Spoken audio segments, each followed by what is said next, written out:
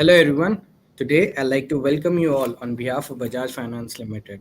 It is a continuous endeavor to bring knowledge from the world of mutual funds for our viewers and investors, and for which we invite leaders from mutual fund industry to come and share their knowledge and expertise with us.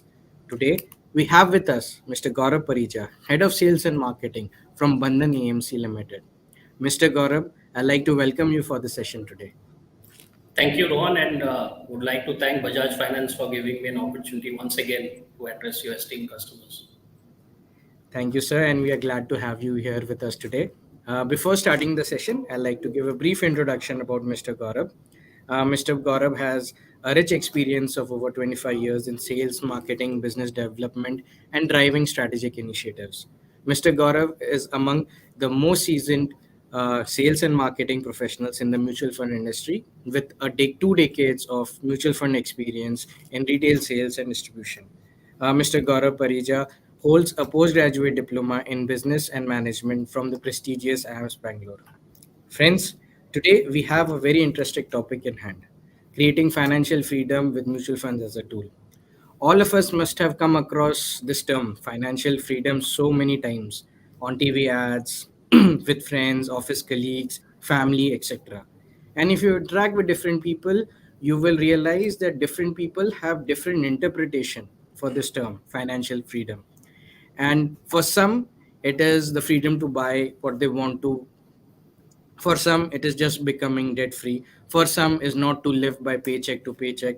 For some is just being rich enough to retire. For some is able to live the life that they want. And you know what, all the interpretations, definitions and answers are correct. And in today's session we'll understand how mutual funds can be a solution for achieving financial freedom, how we can have a strategy or goals in place so that we, all of us, achieve our financial freedom with mutual funds. So friends, without wasting much time, I'd like to hand over the stage to Mr. Gaurav. Sir, please take it ahead from here. Thank you, Rohan. If you could have the presentation. Yes, sir. Okay.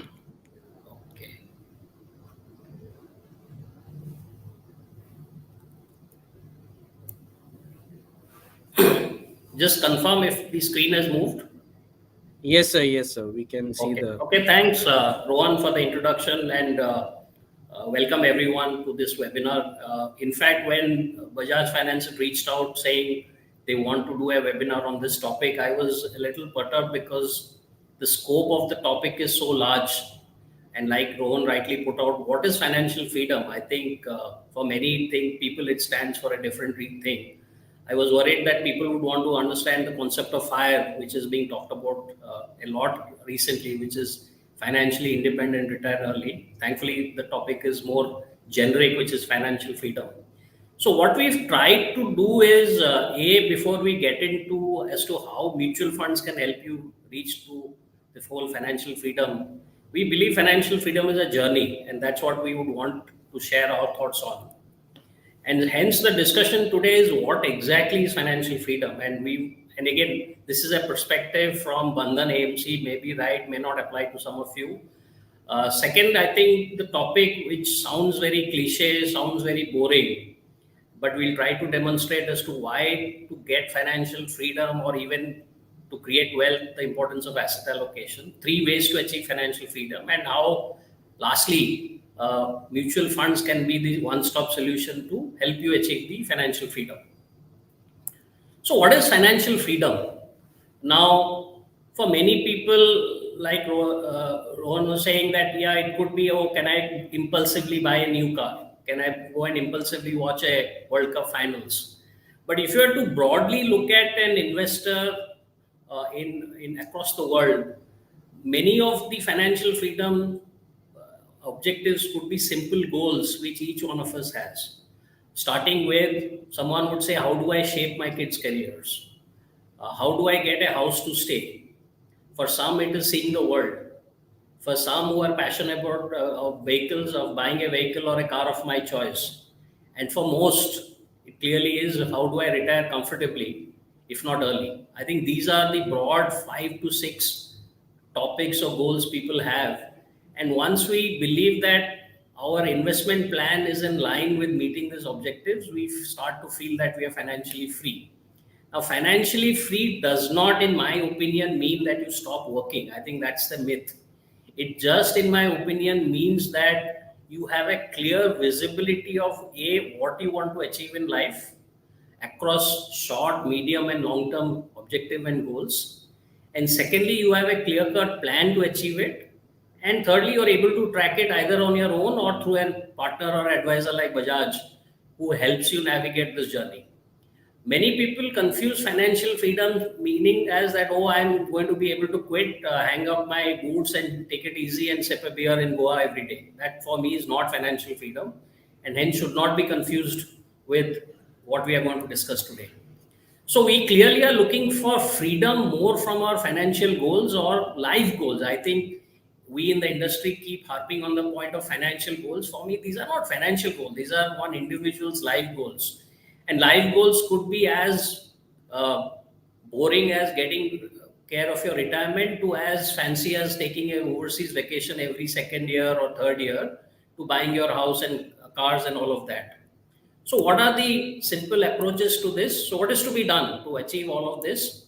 The first step, I think, in many a webinar and many a seminar, I am asked, okay, how do I get wealthy or where should I go and invest? And the question I ask is, and try to give a different analogy. So, I ask people that if you want to go from point A to B, how do you go from point A to B? If you don't know what point A is and what point B is. For example, for one person on the call, point A could be the shop next door. A would be their house and the B would be the shop next door. For someone else, point A could be the house here and their parents living in Delhi. And for the third person, it could be how point A could be the house and point B could be his or son, her son or daughter studying in the US. Now, clearly, both are point, all the three examples have a point A and a point B. But all of you would admit that in the first instance, you could literally walk down to point B. In the second, you could necessarily take a train, bus, motorbike, or an airplane to go to point B. In the third, necessarily the mode of journey, obviously, if you are adventurous and very bold, you could walk all the way to the US. But it clearly has to be that you have to take a flight to go to the US. Now, that is what we also want when someone talks about planning. That it looks very boring, it looks very cliche, it looks very simple. But until each one of you are literally able to pen down what your goals are and by when do I need to achieve it, trust you me, for anyone, I could have spent 30 years in the mutual fund industry and be considered one of the smartest guys. For me to give you any plan is academic at best, because if I am throwing darts, then everyone can just look at one asset class, and if you are risky, you can say everything, you should put all your money in equity. If you are risk averse, you should buy fixed income. Clearly, you will defeat the purpose. So, I think this is a slide I always fall back on in every seminar where people say, where should I invest? Is the time right now to buy equities? Is it good time to do lump sum? Good time to do SIP? I ask people to cut all the clutter and noise and ask themselves, what are they planning to save for? If they don't know their point A and B in terms of financial goals or life goals, it's very difficult for anyone to give any advice. Second thing, do remember that goals change over time. What you and I had planned when we stepped out of our college and got my first job to what it will be as you age and as you take on more responsibility, once you marry, have kids, buy a house, you have to constantly shift through your goals. And that is where your goals can't be cast in stone, only it has to be flexible. And life, clearly, having all of us having lived through the pandemic, you have to realize that life is not a straight line. Will throw googlies and bounces, and you have to have a plan which not only takes care of some of your set goals, but is also able to help you navigate through any contingencies which come over time. So there is a beautiful quote by Warren Buffett who says, if you don't find a way to make money while you sleep, you will keep working till you die. And that's not what we intend doing. I think many of my clients or friends I know all want to create wealth, all are eager to invest, but somewhere it is all remaining in the textbooks or in their minds, and nothing is being executed. That is also the other thing we would want to leave behind, that once you've decided your goals, once you've got your strategy right, please start executing. I think a lot of time is spent in procrastination and what ifs and what nots. Second thing to do remember, again, these are things which many of us know, but many of us tend to ignore, that only savings would land you in a soup. And trust you me, this slide which I'm showing you is a slide I've been using since I joined the industry in 1995.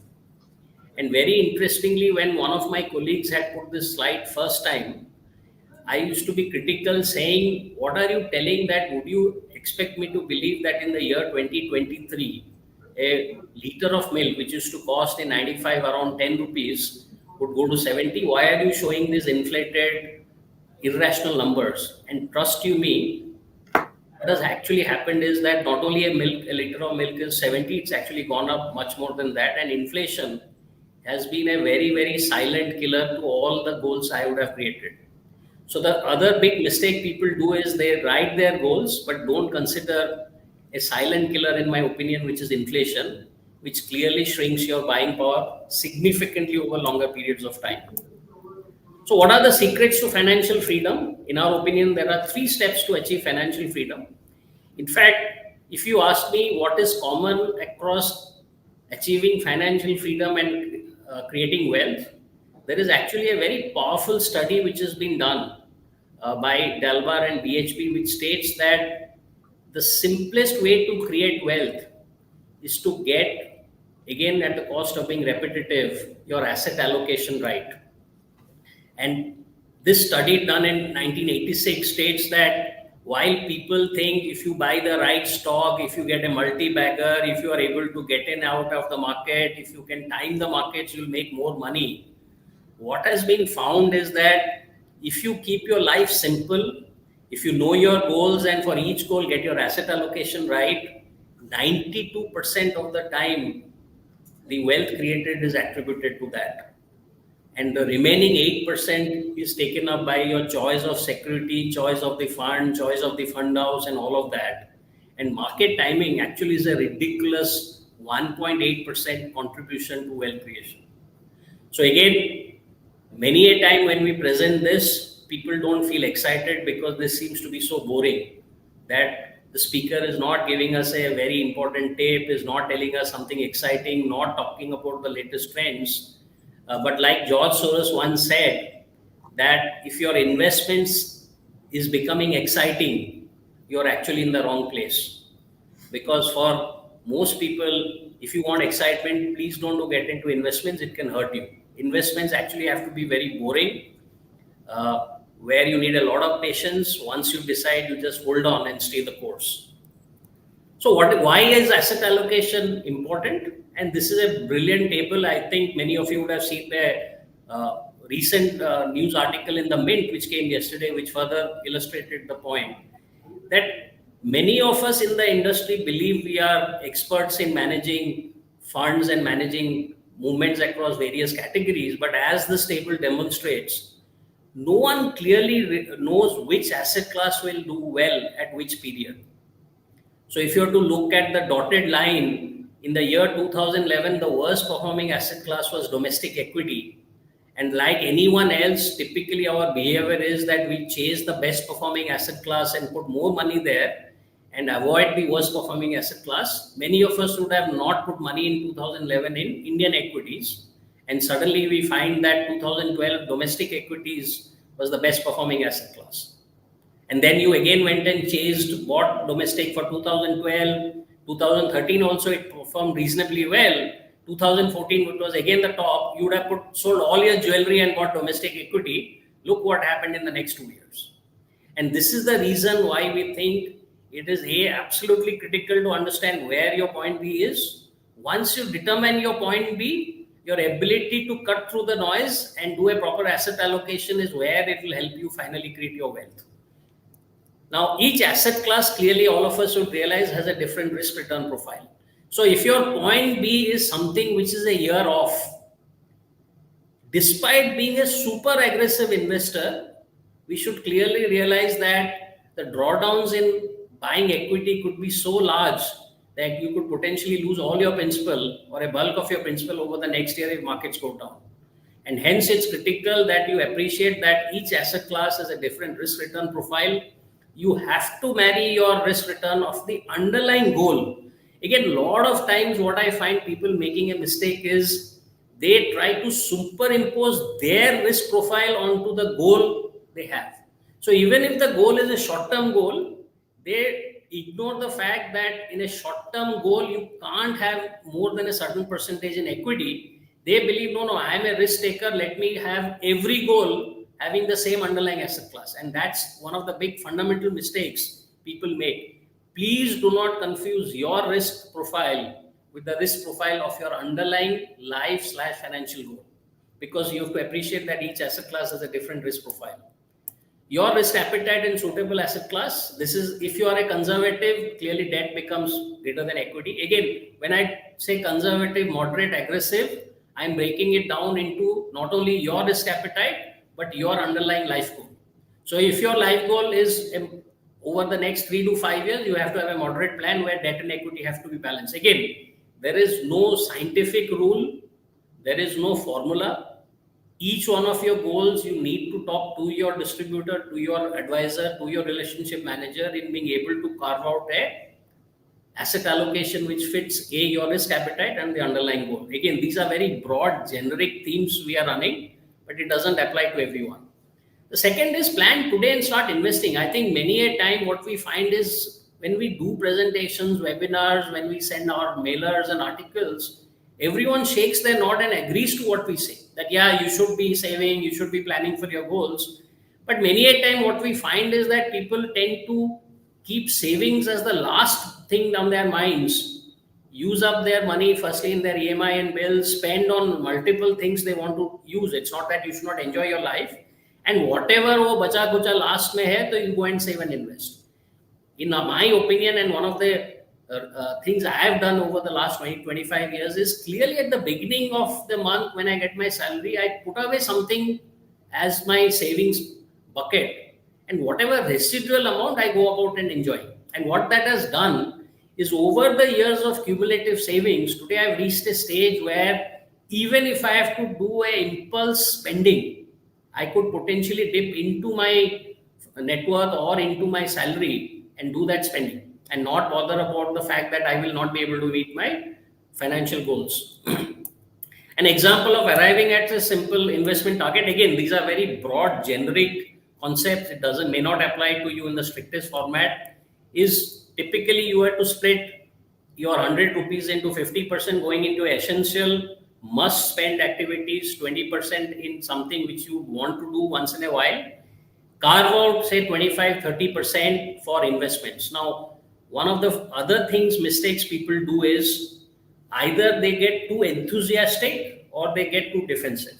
What that means is what they do, instead of 30% investments, lock in 70% of their salary in investments, and when the pinch happens on increased rent, increased EMIs, tend to then completely stop their investments. Or on the other hand, people don't lock away this 20-30% and then end up spending the residual 50% on things they could potentially avoid or could have not done in their quest for financial freedom. Again, these are very generic themes, generic percentiles. Please do sit with your relationship managers to get a thing. The second important thing which many of us don't do, and I think it's been highlighted significantly post the pandemic, do keep away 6 to 12 months of your monthly spends as contingency or essential expenses. Trust you me, this can come in very handy at multiple times, and we've seen this happen over the last 3-4 years. After all of that is when your investment starts. One of the things which might look a little surprising coming from a mutual fund participant is that when you start your career, the first thing you have to plan for is actually insurance, not investments. And this is something, especially for those who are married, is the first step that you have to ensure that you are properly insured before you step into the world of investments.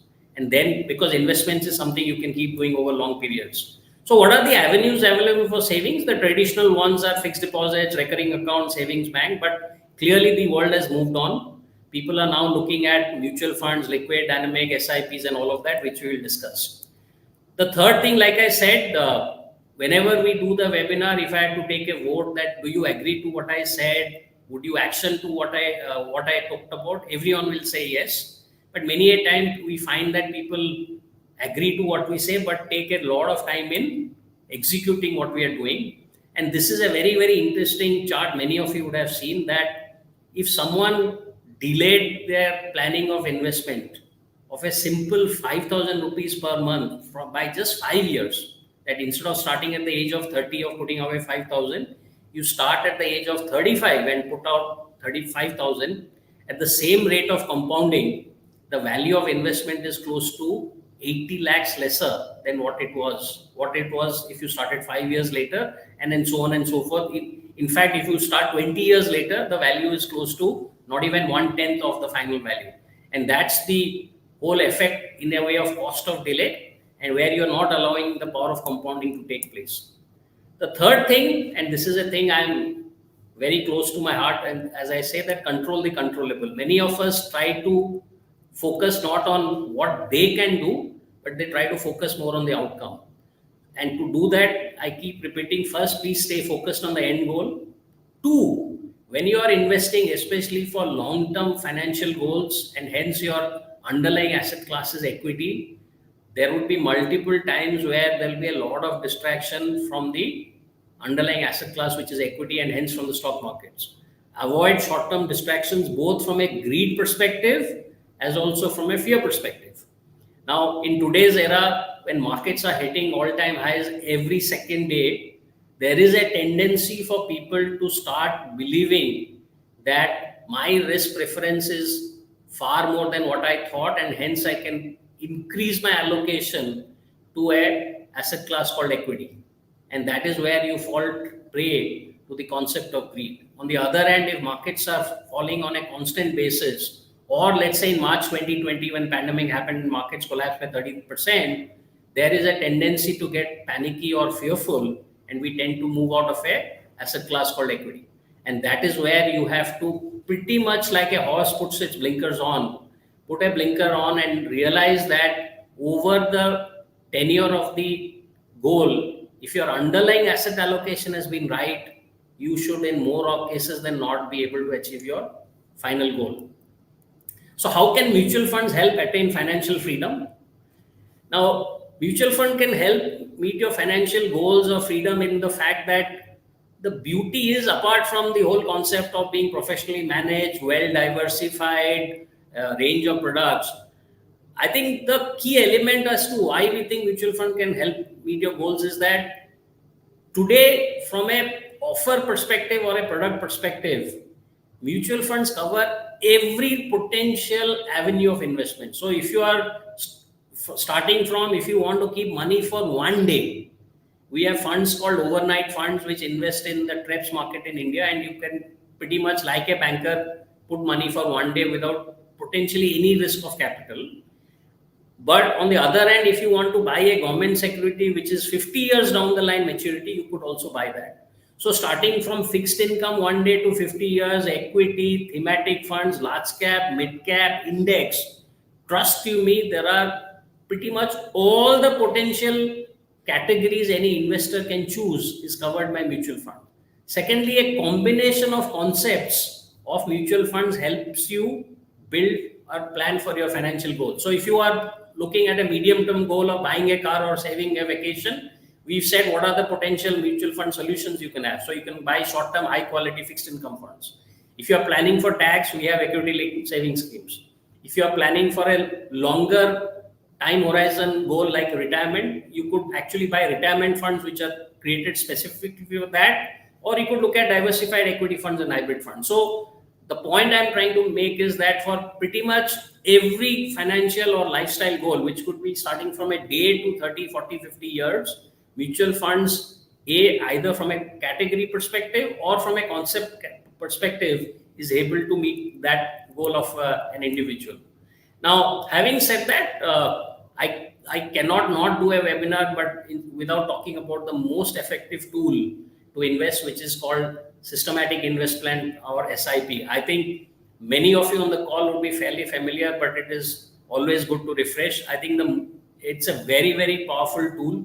We actually call it the eighth wonder of the world was called The Power of Compounding by Albert Einstein, and this is absolutely demonstrated in this concept of SIP. It is one of the best ways to enter into any investment journey, more so if the investment journey has a large portion of it in equity.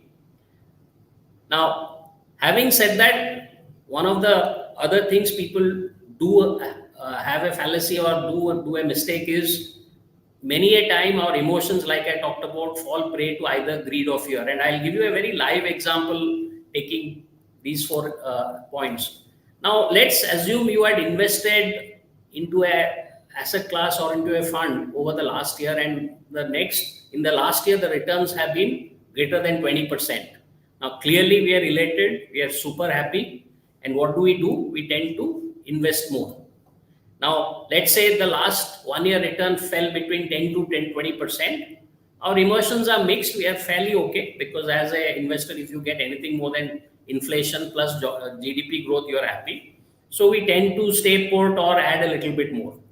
However, if your investments were 0 to 10, you're clearly mystified, you're not so happy. So we start going back to the drawing boards and saying, oh, did I make the right investment? Is the fund doing well? Is the asset class doing well? And so on and so forth.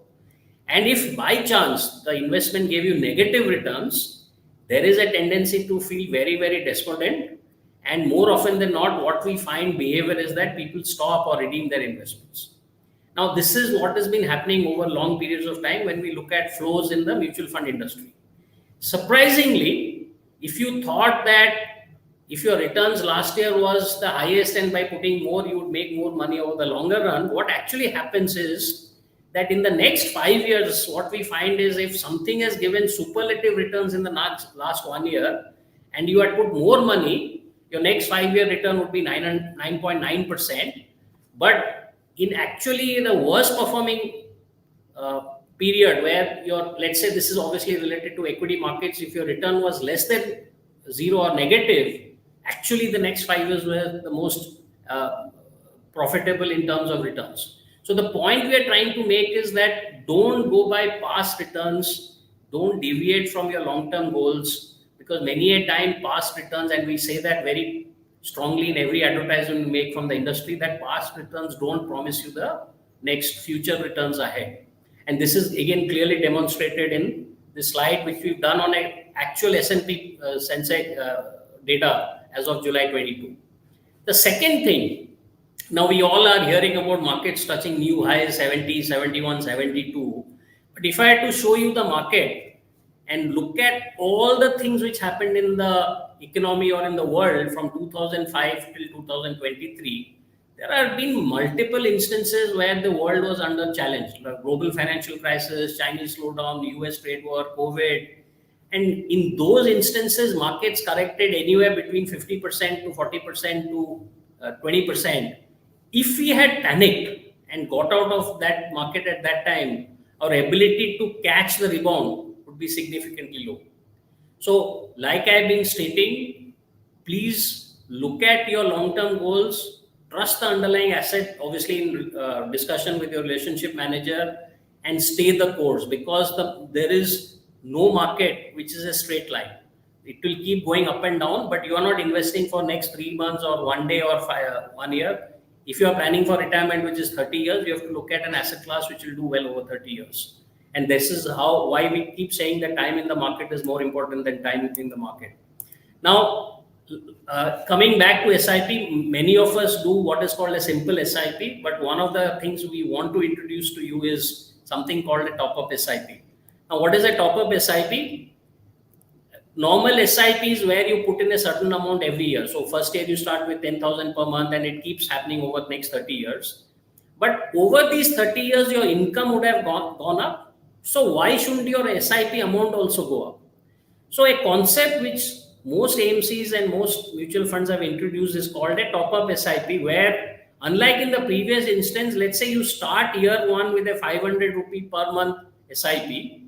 Next year, you add another 500. You basically write to the mutual fund that every year you please increase my SIP by 500 and so on and so forth. So when you reach the year 30, you could have actually gone to 10,000, because in many instances, if the goal is to save 10,000 in year one, you may not have the capital to do so. Now, if you are to do a simple illustration of how it has played out, what we find is that if you do a top up of only 5% every year on the monthly installment of SIP, your final residual value could actually be 30-40% more. And why we say it is imperative is because many of us, clearly the salary growth every year is linked to the inflation growth. So I think many of us on this call would have seen their salaries grow on an average over the last 5-10 years in the range of 5 to 8%. So if your salaries is going up 5 to 10%, why are you not planning for your SIP amount also to go up by 5 to 10%? It's a very simple, rudimentary thing to do, but the final outcomes are very, very significant. Like I said, to the extent of 30-40% more wealth than what it is. So if I had to sum up what I have been speaking for the last 25-30 minutes is to achieve financial freedom. Firstly, financial freedom doesn't mean that you stop working. It just basically means that you exactly know what you are saving for. You've cut through the clutter and noise and done the right asset allocation for each financial or / lifestyle goal. Invest in asset classes depending on the underlying life goal and risk appetite. And most importantly, you stay the course right through the journey. And these are some of the roots, concepts, and mechanisms of how we think one can achieve financial freedom, especially through this wonderful asset class or financial product called mutual funds. With that, I would like to again thank all of you and Bajaj Finance for giving us an opportunity to give our thoughts on this very interesting topic. Thank you so much, sir. Before we end the session, I'll request our audience, if they have any questions, you can uh, post it on the chat or the comment section. We'll be more than happy to answer any questions live right now. So before we end, I will just take a pause, wait for if any of our viewers have any question for us. Meanwhile, sir, I have a question. So you covered most of the elements of investing and saving, but today we have Gen Zs and millennials here with us also live. What would be your advice for Gen Zs who are just started off their careers and are in the age bracket of say 25 to 27 years? They are anxious about inflation. They are anxious about not anxious, they are pretty much confused what kind of life goals should they have, how much should they save, how much should they invest. So if you could give 2 3 pointers for to give them a direction for this stage of their lives they are in, and So the also they first are suffering thing, from yeah, overspending, using credit cards, zero interest, buy now pay later offers, etc. online. So what would be your advice to Gen Zs and millennials today? So the first thing, obviously, I come from a very old school of thought where clearly we've not been brought up in the way of spending more than what you earn. So I would clearly ask people to resist overspending on their credit cards, having multiple credit cards and doing that. Having said that, I don't want to come across as being boring and saying only save, Yes. especially for Gen Z and new millennium and people who are just starting their careers. Enjoy your lives, do party a lot, do all of that, hang out with friends, buy the latest gadgets, buy the latest products, and all of that. But at this stage of life, the only goal you would have to save for is your retirement. Now, many of you would be immediately put off when I start telling a uh, uh, person who is in 24, 25 age bracket as to why I am talking about retirement. But retirement is an absolute goal which all of us have to live up to. You may not plan to marry, and hence your savings for kids and all of that may not come up. You may not want to buy a house, but the way India is progressing on health, I would want to call out that we have to all, including myself, Rohan, and all of us on this call, have to prepare that we will live for 90, 95 years in today's era. And the interesting statistic is when India got independent, average mortality age was 35. That means an average Indian used to die at the age of 35. As we speak, it has gone to 65. And 65. given the way medical science is improving, until something, an accident happens or a pandemic happens, we should plan that we will still live till the age of 95. Now, if imagine if you have to live till 95, and even many of you would want to become an entrepreneur, startup, and all of that, you have to still meet your retirement goals. And hence, I would strongly advise that even if it is starting a small amount, 500 rupees, 1000 rupees, start at least saving something away for your retirement kitty. Call that your retirement kitty fund and keep it away. I don't want to come across and being preachy saying, okay, if you're earning 25, 30, 35,000, put away 15,000 in mutual funds. Don't do that. There will be enough opportunities for you to save. I presume if you are in a employed career or you're in a private sector, your PF would already being cut. So there is some natural savings which is happening. Top it up with a little bit of more savings, and the beauty is if you are already in a webinar wanting to understand wealth creation, you firstly tick the right box, because when I was your age, no one ever came and talked to me about what to do for the next 30, 35 years. I was lucky enough to work in a mutual fund, hence I could go about saving. But if you already volunteered to listen and understand how to create wealth, I showed you the power of compounding. I started at the age of 30. Imagine what you could create if you started at the age of 25. So 25. do invest a little bit of amount, but not at the cost of not spending or enjoying your life. That's the message I want to leave behind. Right, sir. So we have a question for one of the viewers. Mr. Karnam Prabhakar Rao is asking, markets are all-time high, and for 5 years, is balanced advantage fund a good category to look at? So your views on the same. So balance advantage funds or the multi-asset allocation funds are actually evergreen products, because they dynamically move between multiple, in the case of balance advantage, between equity and fixed income. As per the view of the fund manager, if he or she feels market is too overvalued, they'll cut positions and move to a fixed income, and vice versa. In multi-asset, we have a more broader range of asset classes. I think for a 5 year perspective, these are products you can always buy. Okay, sir. I think we don't have any more questions here. So before we end the session, I'd like to just quickly summarize the session.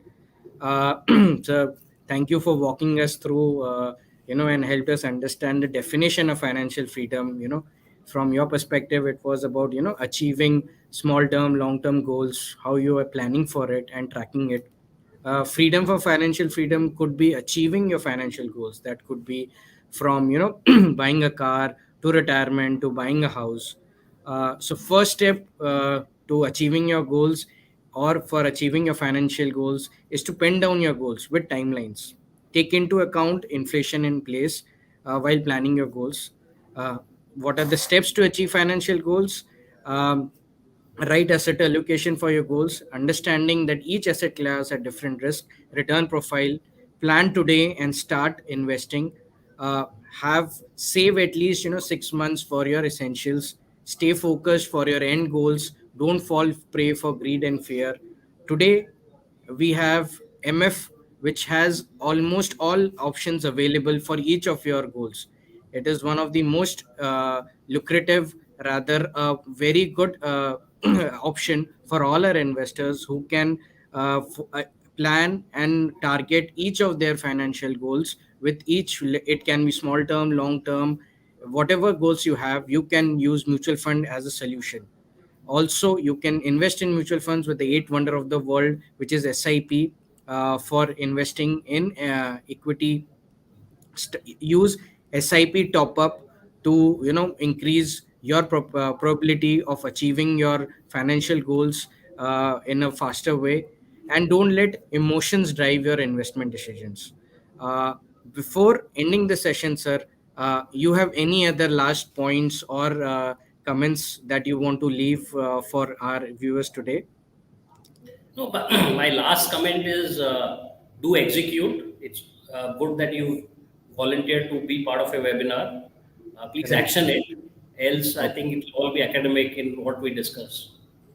Right, sir. Thank you so much, sir. Action is much more important. Uh, Thank you, sir. Thank you, Thank you. everyone, for joining us for this session today. I would like to end this session. We would like, on behalf of Bajaj Finance, I'd like to urge you all to please download our Bajaj FinServ app. We have a mutual fund section over there where you can invest in mutual funds through SIP, through lump sum, to more than thousands of mutual funds over there. We are also live on our website now. The details of both the app and the website will be mentioned in the by the end of this session. You can follow the link or scan the QR code for the same. Uh, Thank you so much, Gaurav Parija Thank sir, you. And for wish this. everyone a very happy new year. Yes, sir. Happy New Year. And with this Happy New Year, we should all start SIPs for each of our financial goals. We would like to do more sessions with Gaurav sir and Bandhan AMC. Looking forward and wishing all our viewers and sir a Happy New Year. Thank you. Thank you, everyone. Thank you.